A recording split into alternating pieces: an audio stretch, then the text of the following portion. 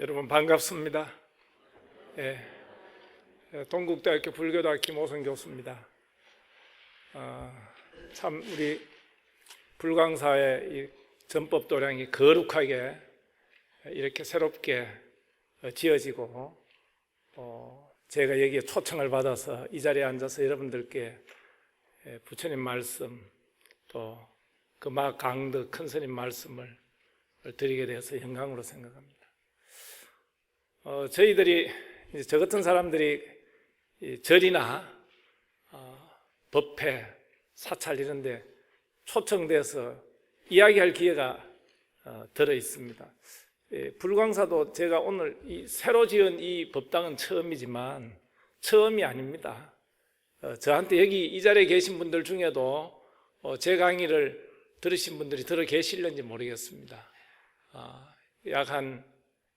제가 97년도 9월에 동국대학교에 정식으로 전임이 됐는데 전임되기 전에 90년대 중반쯤 불광사에 와서 강의를 몇 번 보사님 고개 끄덕거리시는데 제 강의 들으셨나요? 드린 적이 있습니다. 참 오랜만에 와서 반갑고 감사합니다. 저희들이 이렇게 법회나 절에 가서 강의를 하면 이 모두의 앞자리에 앞머리에 먼저 되게 그 절을 칭찬합니다. 그 법회를 찬탄을 합니다. 근데 그건 의례적이다 이렇게 생각할 수도 있고요. 그러나 오늘 이 불광사 이 전법도량에 와서 제가 드리는 이 말씀은 결코 의례적인 이야기가 아닙니다. 제가 여러분들께 특별히 감사드리는 이유는 제가 오랫도록 가슴 속에 묻어놓고 있던 그 짝사랑을 고백할 수 있는 기회가 지금 주어졌기 때문에 저는 감사를 드리고 또 영광으로 생각하고 있습니다. 제가 불광사를 어떻게 생각하는지 오늘 그 이야기를 드러내놓고 말할 수 있다고 하는 것은 굉장히 저로서는 행복이고 또 마음 후련한 일입니다. 너무나 오랫동안 가슴 속에만 내 혼자 생각하고 있었는데 아무도 누가 나한테 와서 이런 이야기를 좀 해달라고 광덕 큰 스님을 당신은 어떻게 생각하느냐, 불광법회나 불광도량을 이 법당을 새롭게 지은 이 거룩한 사찰을 어떻게 생각하는지 그걸 물어보는 사람이 없었어요 지금까지. 근데 제가 주제넘게 먼저 얘기하겠다고 하기도 좀 그렇지 않습니까? 예? 그래서 가슴 속에만 생각하고 저는 남산에 살지만 동국대학교가 남산에 있습니다. 그죠? 남산에 살지만 항상 이 잠실의 불광사를 가끔 떠올리면서 제가 마음속에 품었던 이런 염들을 생각들을 여러분들께 나누고 말씀드리고 공유할 수 있다는 것은 대단히 행복한 일이 아닐 수 없습니다. 광덕 큰 스님이 열반하신 지 16주기가 되었다고 합니다. 세월이 빠르군요. 그런데 광덕 큰 스님이 돌아가시면서부터 사실은 시작이 되는 거죠. 부처님 열반 이후로부터 사실은 불교가 시작이 됩니다. 옛날에 어떤 스님은 그런 말씀을 하신 일이 있습니다. 나의 교화는 내 일생에 있을 뿐이다. 이런 멋있는 말씀을 하신 스님이 계셨는데 그 말씀도 가만히 생각해보면 맞아요. 그러나 한편 생각해보면 나의 교화는 내 일생이 끝난 뒤에 시작된다. 이 이야기도 맞는 얘기입니다. 부처님의 교화가 부처님 40년, 45년 일생에 있는 것이 아니고 물론 그때 있었죠. 그러나 돌아가시고 난 이후에 더 부처님의 교화가 전 세계적으로 수천 년 동안 오늘에 이르기까지 이어지고 있지 않습니까? 지금 존재하지 않는다라고 하는 사실이야말로 지금 존재하고 있다는 것을 더 강력하게 말하고 있는 거죠. 그것은 우리가 다 너무나도 유명한 시 만해 한용운 스님의 님의 침묵 앞구절에 나오지 않습니까? 님은 같습니다. 그러나 사랑하는 나의 님은 가지 않았죠. 내가 떠나보낸 일이 없습니다. 님이 갔기 때문에 오히려 내 가슴 속에는 그 님이 더더욱 살아서 더더욱 존재하는 거죠. 예. 우린 육신의 죽음을 통해서도 그런 느낌들을 가질 수가 있겠죠. 16년 전에 광덕 큰 스님께서 가셨습니다. 그러고 나서 그 이후에는 이제는 광덕 큰 스님은 침묵하시지만 그 침묵의 빈 공간을 채우는 많은 사람들의 슬법이 이어져야 되죠. 스님들은 스님들대로 하시고 여러 불자님들은 불자님대로 하시고, 그렇지만 저처럼 명색이 학자인 사람들도 해야 될 일이잖아요.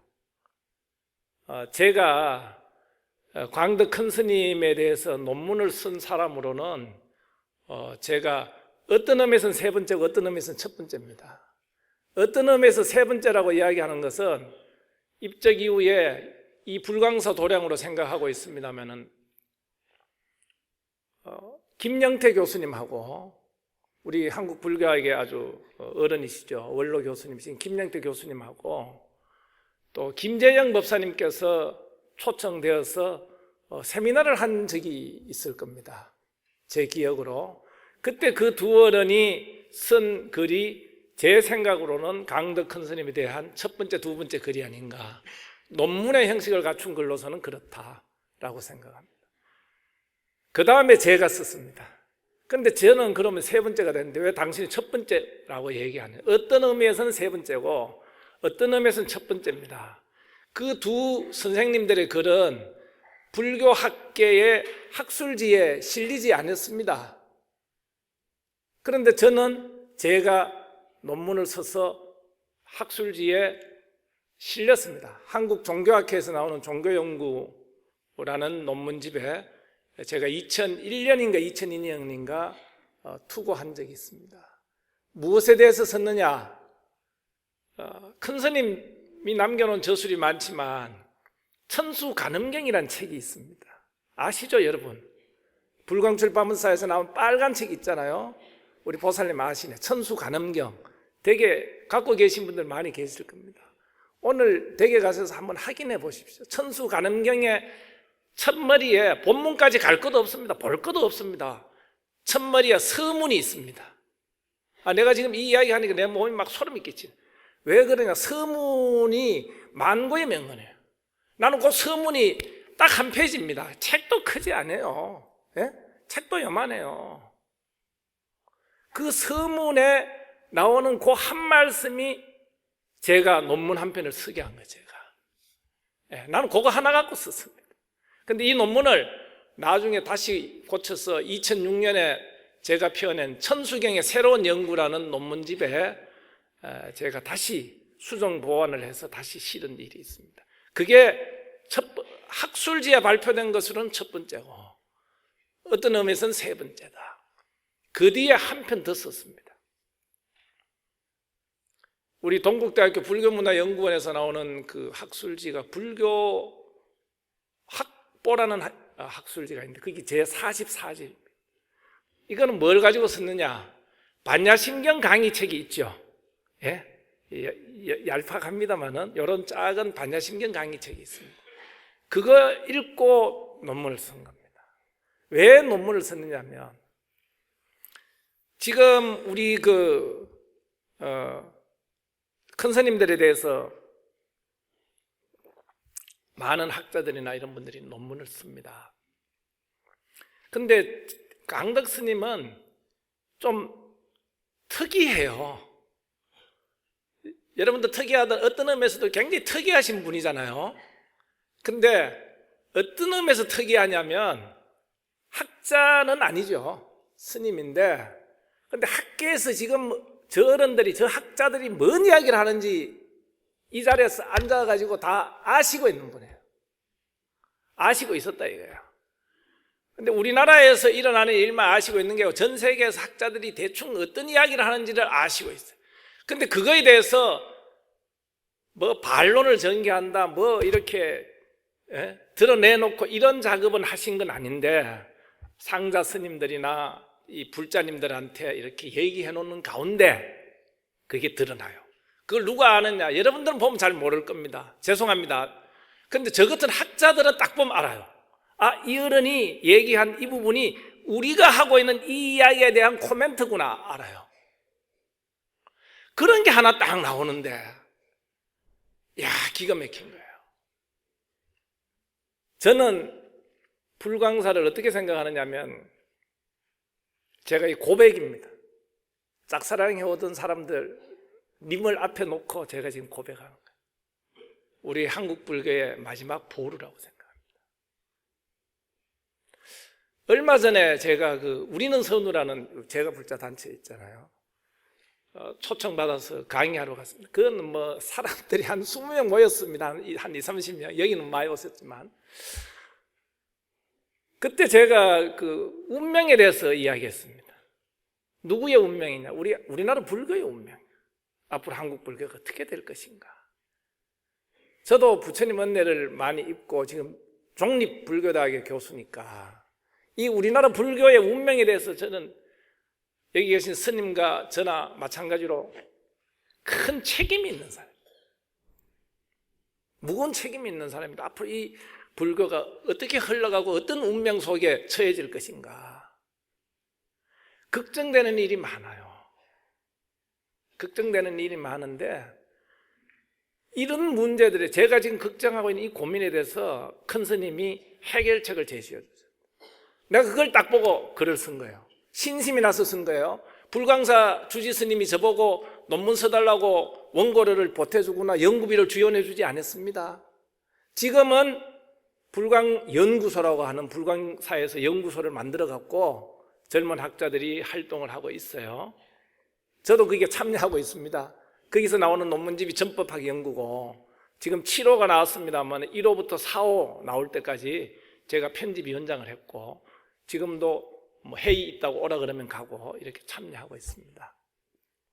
그런데 신심이 나서 제가 썼단 말이에요. 논문을 2편을 썼는데 두 번째 쓴 논문 이야기 중에 일부를 오늘 제가 지금 여러분들께 말씀드립니다. 왜 저는 한국 불교의 마지막 보루가 불광사라고 생각하는가?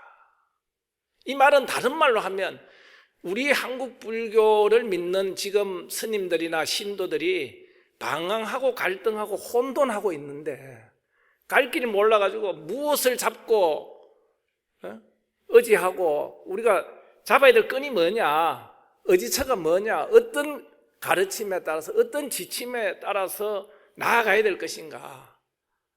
너무나 혼돈스러워요. 대부분 불광사 신도님들은 불광사면 열심히 되는 걸 줄 알고 있지만 우리나라 불자님들이 많이 댕기잖아요. 이 절 좋다 하면 그거 가고 이 스님 좋다 하면 그거, 이 법회 좋다 하면 그거 가는데 가면은 어떤 스님들은 선해라, 어떤 스님들은 법화경이 최고다 하고 막 몇 군데 댕겨다 보면 혼돈스럽게 짝이 없어요. 요즘은 또 불교 텔레비전이나 불교 방송까지 생겨가지고 그런 것도 많이 들어요. 방송으로도 많이 듣고. 근데 스님들마다 이야기가 다르고 또 교수들마다 다르고 법사님들마다 얘기가 달라요. 그래서 전부 다 각기 일방의 종주라, 각기 한 방면에서 집을 짓고 성을 짓고 그 안에서 살아요. 그리고 그 안에 사람들을 모아놓고 해상을 이루면서 이렇게 살고 있습니다. 들어보면은 대단히 혼돈. 나는 정말 어느 집에 들어가서 살아야 되는지. 가연 성들이 많은데 집들이 많은데 그 집들이 그 절들이 스님들의 법문들이 다 정말로 의지할 만한 궁극적 가르침을 갖고 있는 부처님 법문에 딱 부합하는 뭐 이야기인가 고민이 많이 됩니다. 굉장히 고민이 많이 됩니다. 그런데 이렇게 고민되는 이유는 뭐냐? 한편으로는 우리나라 불교가 굉장히 폭이 넓어졌기 때문에 조선시대에 우리가 산다면 그렇게 고민 안 될지도 몰라요. 고려시대나 신라시대 산다면 그렇게 고민 안 될지도 모릅니다. 근데 교통통신이 발달한 지금 현대 한국에서 살고 있기 때문에 옛날 조선시대에는 남방불교라는 게 한국에 수입된 일이 없잖아요. 그렇죠? 네. 대성경전도 다 우리 서가모니 부처님이 설법했다고 생각을 하고 있었는데 해방 이후에 현대 한국에 살다 보니까 많은 불교학자들이나 이런 분들이 신학문을 하고 외국 유학도 갔다 온 사람들이 많고, 그래서 경전들도 다 비판적으로 얘기하고 하다 보니까 대성경전은 부처님이 설한 게 아니다 하더라. 대성비불설이라 하더라. 그 다음에 요즘 와서는 남방에 가서 윗바사나 수행하신 스님들도 많고 불자님들이 많아요. 그리고 한국에 그 교단이 정식적으로 등록이 되어 있습니다. 한국 이름이 뭐든가요? 무슨 교단이 문화공부부, 문화지금 요즘 관광체육부입니까? 하여튼 그런 데 등록이 되어 있습니다. 굉장히 좋은 현상이긴 합니다. 새로운 어떤 융합과 새로운 퓨전을 만들어낼 수 있는 좋은 환경이긴 해요. 근데 이런 걸 통해 가지고 새로운 수입을 통해서 그전에는 우리가 몰랐던 새로운 공부를 많이 해요. 대표적으로 서가모니 부처님에 대해서 다시금 재조명을 해요. 조선시대에 태어난 불자님, 조선시대 스님들은 서가모니 부처님을 별로 공부를 못했어요. 부처님 전기를 읽어본 사람이 별로 없어요. 왜냐하면 대성경전이나 선의록을 중심으로 공부했다 이거예요. 서가모니 부처님의 육성이나 냄새나 채취, 숨소리, 호흡이 들리는 우리가 아함경이라든가 니카야라든가 이런 경전들을 별로 공부를 안 했어요. 그렇기 때문에 그런 새로운 세계가 눈앞에 딱 제시되니까 굉장히 황홀한 겁니다. 저희 학교 다닐 때 그 대학에서 70년대 후반, 80년대 초에는 어떤 책들이 많이 읽혔느냐 하면 붐이 일본에서 번역된 책이 많이 읽혔어요. 일본에서 그 책들이 많이 번역되어 오는데 일본에 아주 글 잘 쓰는 필자 교수님이 한 분 계셨어요. 마스다니 후미야라는 교수님이에요. 전공 무능이라는 이름을 쓰는데 한자로는, 일본 어무로는 마스다니 선생, 마스다니 후미야라는 선생인데, 이분이 아함경 이야기 이런 책을 그 현암사라는 출판사에 나와 있습니다. 돌아가신 그 이원섭 시인이 번역했는데, 시인이 번역하니까 또 문장이 얼마나 아름답습니까? 빠지는 거예요. 굉장히 새로운 세계가 눈앞에 났다. 그러면 그 새로운 세계 아함경 니카야는 옛날 얘기로 따지면 옛날 중국에서 불교가 발달할 때는 그냥 소승불교예요. 안 봤다. 별로 높이 평가 안 했어요. 그런데 그건 소승이 아니라 정말 서가모니 부처님의 인간적인 휴머니스틱한 채취다, 인간적인 모습이다 라고 재조명되고 새롭게 클로즈업 된 거예요. 그거 하고 또 우리가 조선시대부터 이렇게 받아들여오던 전통적인 불교하고 이게 잘 조화롭게 융합이 돼야 돼요. 이게 20세기 한국 불교, 현대 한국 불교의 어떻게 보면 교리적인 사상적인 과제라고 할 수 있습니다. 가장 큰 과제라고 할 수 있는데, 우리는 그걸 이루는데 실패했다고 해도 과언이 아니에요. 지금 혼돈으로 보면 지금 극단적으로요, 제가 한 두 가지 사례만 얘기할게요. 어떤 분은 그런 얘기합니다. 천수경을 저는 읽지 못하게 합니다. 하지 못하게 합니다. 그럼 그분은 뭐 하느냐? 아함경, 니카야에서 이야기되고 있는 부처님만 얘기해요. 제가 직접 들은 얘기, 지금 얘기는 제가 직접 그분한테 들은 얘기입니다. 간접적으로 소문에 전해 듣기는 어떤 분은 파쇄기라고 있지 않습니까? 종이 자르는 파쇄기를 샀다. 왜 샀느냐? 쓸데없는 거 잘라내버려야 된대. 그 잘라지는 게 뭐냐? 대성경전, 대성불교에 관한 얘기다. 매우 극단적인. 근데 이런 분들이 하는 얘기들 중에 되게 인간붓다라는 얘기를 많이 해요. 물론 역으로 인간붓다를 얘기하는 분이 다 이렇게 극단적이라는 얘기는 결코 아닙니다, 여러분. 인간붓다를 얘기하는 분들 중에 이런 분들이 있다는 얘기죠. 부처님은 인간이다. 근데 이 이야기, 이 선언이 사실 어디서 시작되느냐 하면은 19세기 유럽에서 시작됩니다. 유럽 사람들은 불교를 왜 연구하게 될까요? 유럽이 전 세계를 식민지로 삼아서 제국주의를 했잖아요. 그러니까 인도도 와보고 동남아시아 스리랑카도 와보고 태국도 와보고 유럽 사람들이 오는데 불교라는 게 있어요. 그 사람들은 말은 잘하잖아요. 산스크리트, 빨리어 이런 거 막 배워가지고 말을 연구를 하기 시작한 거죠. 근데 신앙은 불교가 아니죠. 그렇죠? 그러니까 이분들이 생각하는 불교는 책 안에 있는 것만 불교예요. 난 죽어도 깨어나도 이거는 동의를 못해요. 불교가 어떻게 책 안에만 있습니까?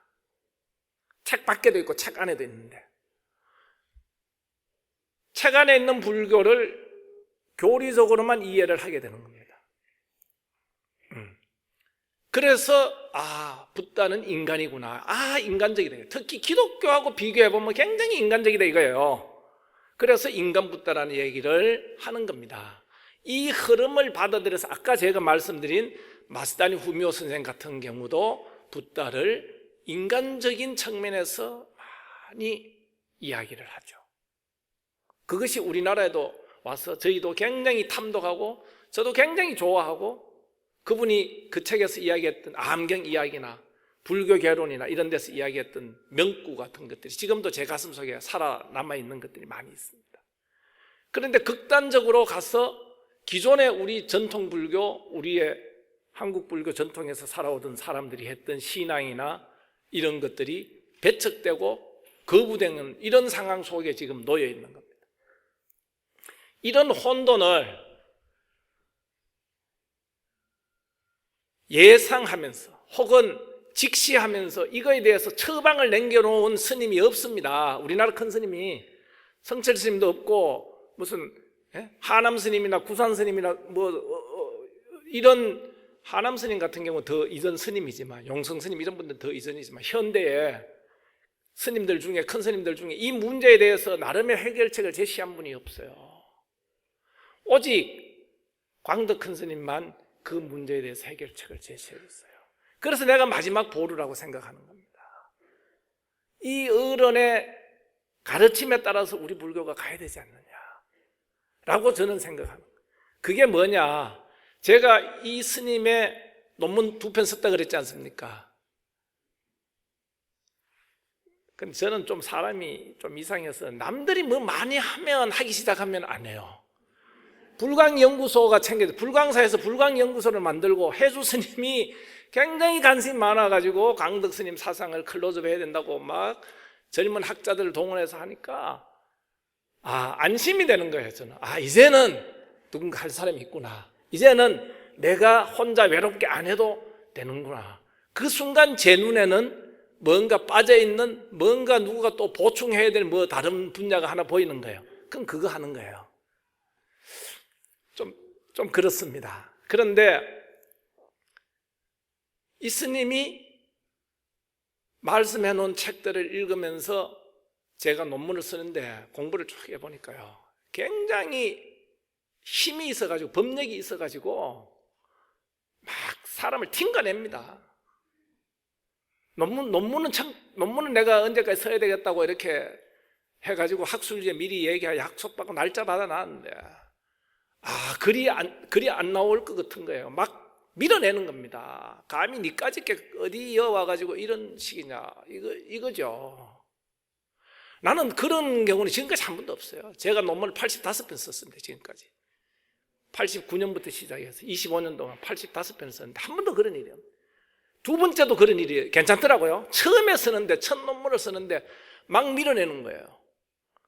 이거 고민되네요. 이거 어떻게 해야 되느냐. 그래서 제가 내린 결론은 나도 집중을 해야 되겠구나. 하루 만에 쓰자. 내가 내세운 그거는 하루 만에 서대 점심 먹는 시간, 화장실 가는 시간 말고는 여기에 집중을 하자. 이건 말하자면 일종의 신기를 끌어올리려 그런 겁니다. 저도 제 나름대로 이거를 그래야 안 튕기고 뭐가 하겠더라고요. 그래서 하루 만에 일필이주로 끝내자. 하루 만에 끝냈습니다. 하루 만에 끝냈는데, 감사합니다. 대단하십니다, 여러분.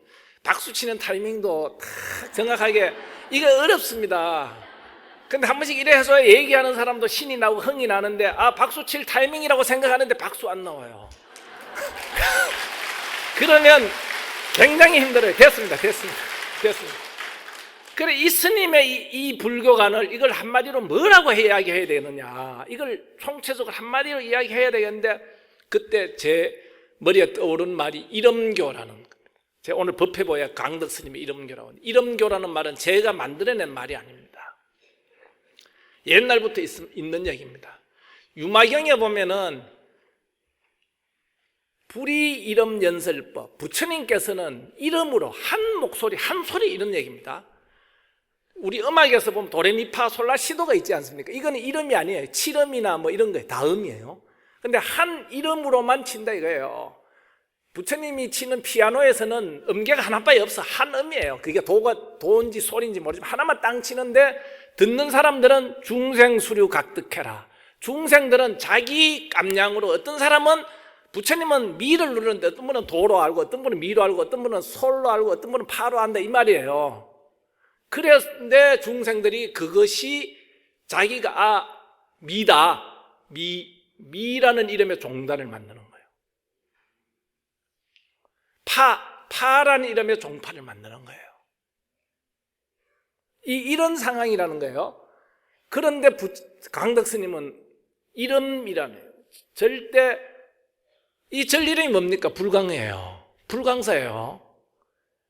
왜 불강이라고 했을까요? 자세히는 모르겠습니다만은 이 불강사라고 이름하고 불강법회라고 이름, 불강법회가 먼저잖아요. 대각사 봉익동. 그때 제가 대학교 1학년 2학년 이때 내가 몇 번 가서 문 밖에 서서 사람들 저거 하고, 그때 또 미대 다니는 선배가 하나 있었는데 막 자살을 일보 직전이에요. 그러가 내가 끌고 큰 스님 독참을 했습니다. 데리고 가가. 그런 추억이 있습니다만은, 부처님 입장에서 얘기하는 거예요. 중생 입장에서 얘기 안 합니다. 부처님 입장에서 얘기하는 거예요. 지금 보현행제 서원 오늘 읽었지만 철저하게 서분에서도 부처님 입장에서 얘기하는 거예요. 부처님은 뭐다? 빛이다. 빛의 입장에서 얘기합니다. 이 불강법회, 불강사입니다. 불강이라는 잡지 이름이에요. 부처님 입장에서 이름일 뿐이에요. 그런데 중생들이 건기가 서로 달라요. 그래서 도레미파 솔라시도로 다 따로이 듣는 겁니다. 그 따로이 듣는 것까지는 어쩔 수 없어요. 한계가 있으니까 중생이. 그런데 그것이 다 생각하고 집착하는 거예요. 그것이 전부 다 생각하고 집착하는 거예요. 그래서 나오는 말이 대승 비불설이네, 대승 또 불교 교리 발달이네, 이런 말이 나와요. 우리 돌아가신 한국 불교의 우리 할아버지 좀 되는 분이 김동아 박사님이라고 계세요.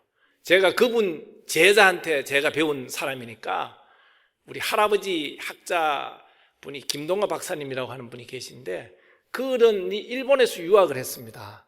그래서 그런지 저서 중에 불교 교리 발달사라는 제목의 저서가 있어요.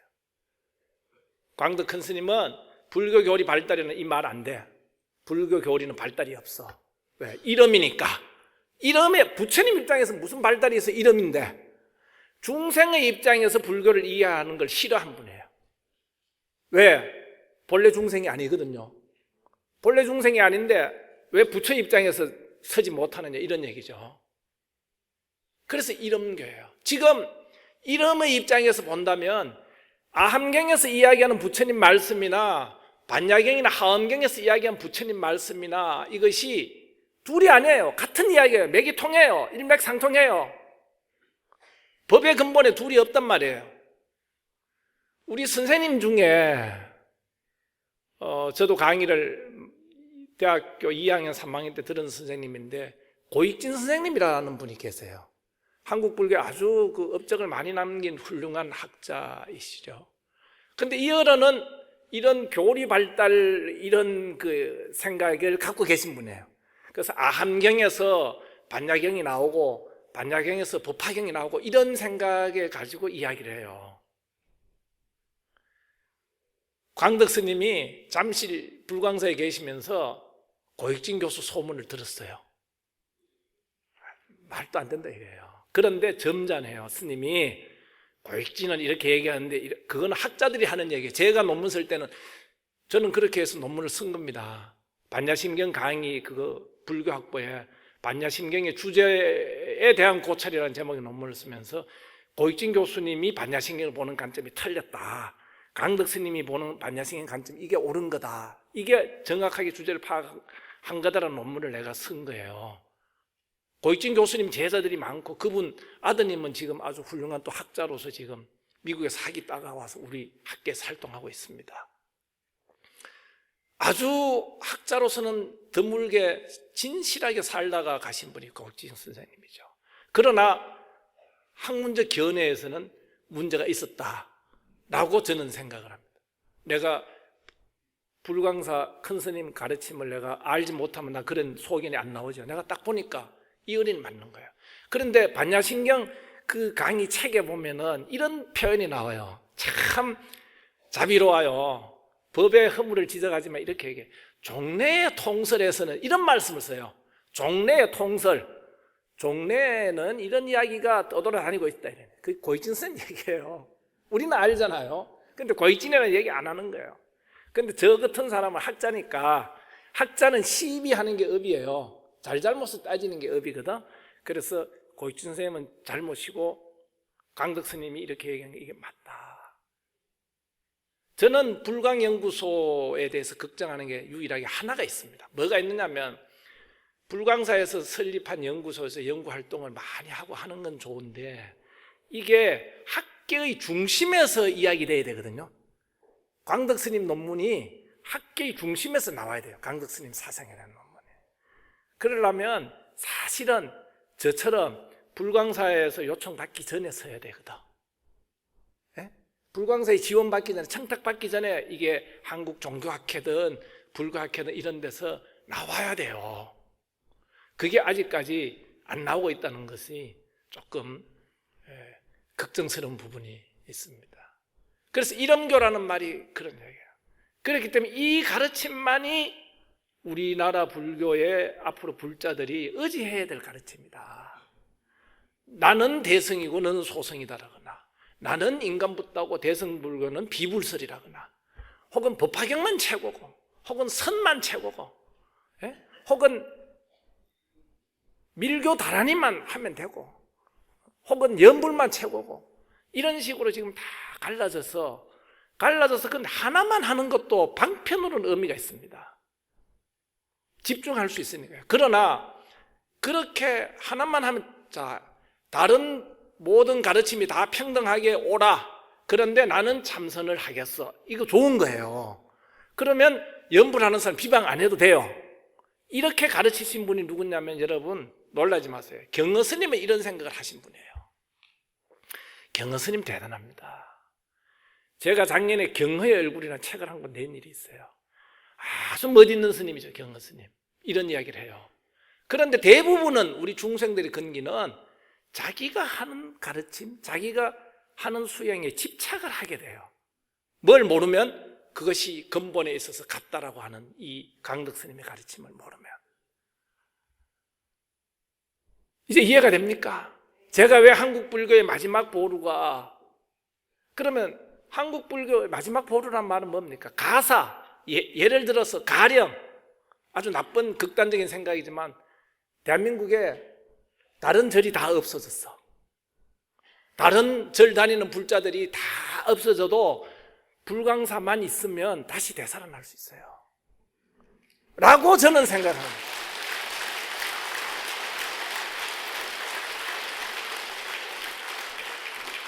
여러분은 이제 제가 하는 말이 거짓말이 아니라 제가 여기 불광사에 강의하러 왔기 때문에 립서비스를 하는 게 아니라는 걸 아시고 있죠. 그죠?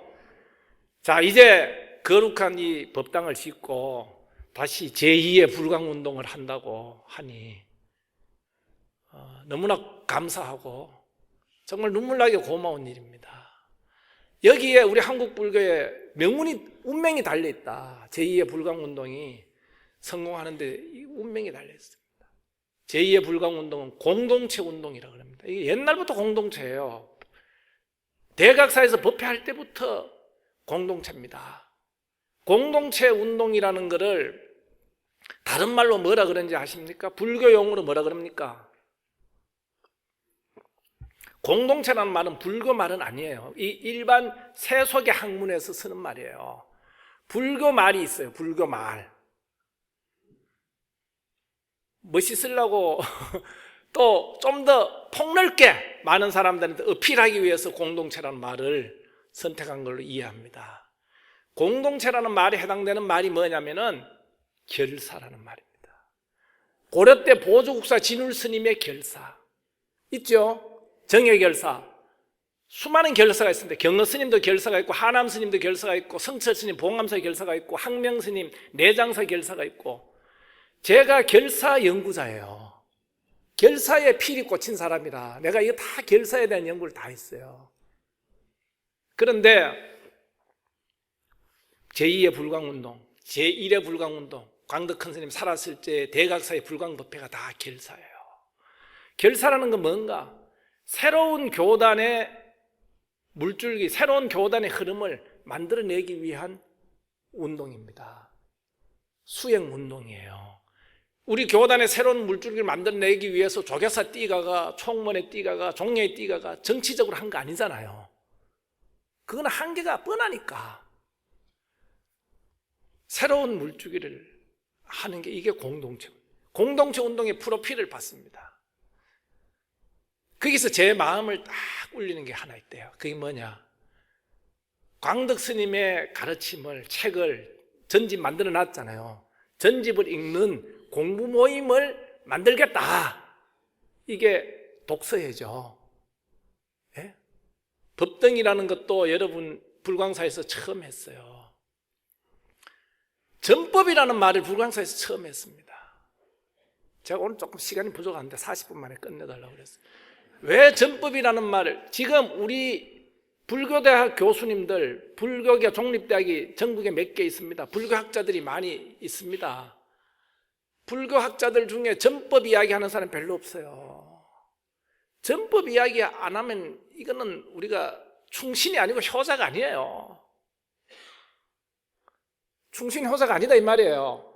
전법 이야기를 하지 못하는 사람은 보리심이 없는 사람입니다. 보리심이라는 게 뭐예요? 두 가지예요. 내가 부처님 좀 되겠다는 마음이 첫째 보리심의 내용이고, 모든 중생들에게 이 거룩하고 이 감사한 가르침을 전하겠다는 게 보리심의 내용이에요. 이게 자동적으로 나오는 게 전법이에요. 너무나 감사하기 때문에 자동적으로 나오는 게 호법입니다. 전법 이야기, 호법 이야기 하신 분도 한국 근대 불교사에 불광의 큰 스님 외에는 없어요. 그것도 아주 뚜렷하게 그걸 종으로 내서 전법으로 보리를 이루고 전법으로 불국토를 깨달음을 이룬다라고 하는 거, 보리를 이루는 거, 참선해서 이루자 이렇게만 얘기를 다 하고 있었지, 전법으로 보리 이루겠다 이런 얘기 하시는 분이 어디 있습니까? 그런데 해주 스님 후원으로 우리가 타이완 불교를 연구했어요. 몇 년 전에. 기억하신 분 계시죠? 대만에 가면 대만에 불광사가 있잖아요. 대만 불광사를 제가 3번을 갔다 왔는데, 대만 불광사에 타이베이 포교당을 갔어요. 가서 여러 가지 프로그램을 견학을 하고 질의응답을 하고 이랬는데, 제 눈에 딱 필이 꽂히는 게 뭐냐 하면 독서회라는 프로그램을 하는 거예요. 5명에서 20명까지가 한 모임이 돼가지고 매주 한 번씩 모여가 불광사 창건주 성운대사님의 가르침을 공부하는 모임이 전국에, 타이완 전국에 2,000개가 있답니다. 이야, 이거다. 이걸 해야 되겠구나. 내 노후 대책이 확립이 되는 순간입니다. 저는 노후에 뭐 할 것이냐. 정년퇴직하면 연금은 나올 거 아닙니까? 그거 꼭 생각하고 내가 하려는 이거 독서회를 해야 되겠구나. 돌아와서 제 주변에 있는 사람한테 우리가 독서회를 하자. 학교에서 제가 강의하는 거 말고 가외로 17개를 만들었습니다. 만들었는데 문제는 생겼다가 없어지고 해가지고 4개가 있어요. 그 중에 제가 직접 주관해서 하는 게 2개예요. 근데 이거를 해보니까 독서회라는 걸, 그래 제가 언젠가는 전법학의 연구, 이 독서회 전법 활동 프로그램을 논문을 쓰려고 보고를 하려고 준비를 하고 있습니다. 해보니까 핵심이 뭐냐면 그걸 이끌어가는 리더가 핵심이에요. 그 리더가 한 사람인데, 여기서 광덕 스님 공부하는데 스님이 일일이 다 할 만큼 스님 수가 많지 않아요. 불광사에 몇 분 계신지 모르지만 많지 않습니다. 결국 우리 불자님들이 하셔야 돼, 그거를. 그런데 너무 친하면은 놀고 갑니다. 수다 떨고 갑니다. 너무 안 친하면은 깨집니다. 이거 적절해야 되거든요. 그런데 진짜 중요한 거는, 제일 성공적인 우리 독서회가 63번을, 3년 동안 63번을 한 독서회가 있어요. 용인의 수지에 어떤 제가 아는 보살님 한 분이 공부를 많이 했는데, 문제는 하다가 개인적인 일이 있고 이러니까 깨져버리고 마는 거예요. 맥이 이어지지 않는다. 그래서 독서의 생명력은 가지를 쳐야 되는구나. 분열이 돼야 되구나. 분열이라는 게 싸워서 우리 그만둬, 이게 분열이 아니라, 좋은 의미에서 독서회가 한 50분 하면은 50분 뒤에는 독서회에 나왔던 멤버가 5명이면 5명이 따로 나가가 5개의 독서회를 딴 사람들 모아가지고 만들어야 되는구나. 이게 성공의 요건이구나. 이걸 제가 알았어요. 근데 우리는, 제가 지금 해보는 이 독서회에서는 한 번도 그런 독서회가 아직 없어요. 제일 많이 한 게 63번이고, 물론 제가 하는 거는 118번 하고 있습니다, 지금까지. 그런데 이게 불광에서 제2의 불광운동의 이 성공의 핵심이다. 제2의 불광운동이라는 게 프로그램이 많습니다. 그래 복지도 있고 교육도 있고 말하겠죠. 그거 다 중요한데, 가장 핵심적인 것은 광덕 스님의 가르침을 정확하게 이해하면 눈물 나옵니다. 정확하게 이해하면 감사하게 되고, 정확하게 이해하면 전법하게 돼요. 정확하게 이해하게 되면 우리 독서회 하자, 광덕 스님 전집 공부하는 모임에 오세요라고 모르는 사람들한테 지하철에서 권유할 수 있어요. 저는 이 프로그램에 대해서 앞으로도 여러분들이 하는 제2의 불광운동 중에서 특별히 제가 관심을 갖는 프로그램이 저는 그거다라고 생각해요. 그걸 통해 가지고 독서회 공부 모임을 통해서 광덕 스님의 이름교라고 하는 이 가르침을 정확하게 이해하고 실천할 때, 광덕 스님을 이야기하는 사람들이 불광사에만 있으면 안 되잖아요. 광덕 스님 제자들이 있는 절에만 있으면 안 되잖아요. 이걸 극복을 못해, 우리 한국 불교는. 큰 스님들 세미나를 수도 없이 합니다. 세미나를 수도 없이 하는데, 하남 스님 세미나 하면 오대산 스님들만 와서 공부해. 경허 스님, 만공 스님 세미나 하면 수덕사 스님들만 와요. 신도들만 와요. 이게 문제예요. 그래서 제가 낸 아이디어가, 모든 절의 큰 스님들을 다 동시에 다 세미나를 하는 올림픽과 같은 거, 그런 거 한번 하면은 어쨌거나 와서 이 방도 기웃거리고 저 방도 기웃거리고 서로 이렇게 해통하고 원융하고 융합할 수 있는 게 되지 않겠느냐, 그런 생각을 합니다. 정말 오늘 저는 행복한 날이고요. 또 제가 오늘 집에서 나오면서 우리 집사람한테 이런 얘기를 하고 왔습니다. 오늘 내가 기록 하나 세우고 온다. 왜? 적어도 600명이 온다니까. 나는 지금까지 500명까지는 해봤어요. 근데 그 500명이라는 게 비자발적으로 동원된 숫자입니다. 삼천포 군부대에 가서 군인들 500명 끌고 모아놓은 데서 내가 얘기는 해본 일인데, 자발적으로 오신 분 600명은 내가 처음이거든요. 그래서 오늘 기록 세우고 온다 그랬는데, 정말로 저는 이 이야기를 제가 했기 때문에 저는 여한이 없습니다. 정말 감사드리고 영광으로 생각합니다. 고맙습니다.